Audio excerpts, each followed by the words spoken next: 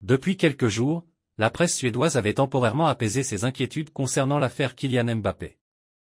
Ce lundi soir, Aftonbladet fait le point sur l'avancement du dossier. Le média rappelle que le joueur a dénoncé une fake news et informe que des techniciens ainsi que la police civile enquêtent sur l'hôtel où l'agression sexuelle présumée aurait eu lieu. Aftonbladet indique que la police a recueilli des éléments et a mené des entretiens avec le personnel de l'établissement pour déterminer quelles chambres et espaces avaient été occupés par le footballeur français et ses proches durant leur séjour. Les caméras de surveillance, qui peuvent être cruciales dans ce type d'enquête, sont scrutées de près.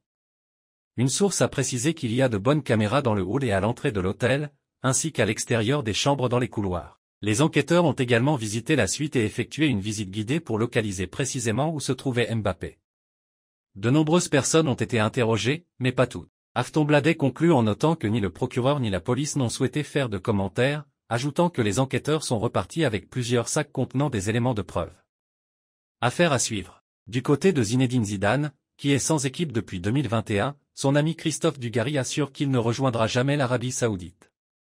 Récemment interrogé sur son avenir, Zidane a avoué ne pas être pressé de retrouver un poste d'entraîneur. Cela fait 3 ans que je ne suis plus entraîneur du Real Madrid, mais j'y pense tous les jours. J'ai été joueur, entraîneur, mais aujourd'hui, j'ai envie de découvrir autre chose. Je profite de ma vie, je m'occupe de mes enfants et de mes petits-enfants, puisque je suis récemment devenu grand-père. Cependant, l'homme de 52 ans est toujours très courtisé. Manchester United, le Bayern Munich et même l'équipe nationale du Brésil ont tenté leur chance avec lui. En 2021, Zidane aurait aimé succéder à Didier Deschamps à la tête de l'équipe de France, mais la prolongation de Deschamps jusqu'en 2026 a compromis ses projets. Zidane est de nouveau sous les projecteurs en Arabie Saoudite, où une rumeur indique que la Pro League souhaiterait l'engager pour promouvoir le pays en vue de la Coupe du Monde 2034. Toutefois, Dugarry a déclaré que Zidane ne céderait jamais aux sirènes des pétrodollars. S'il avait voulu y aller, il y serait depuis longtemps.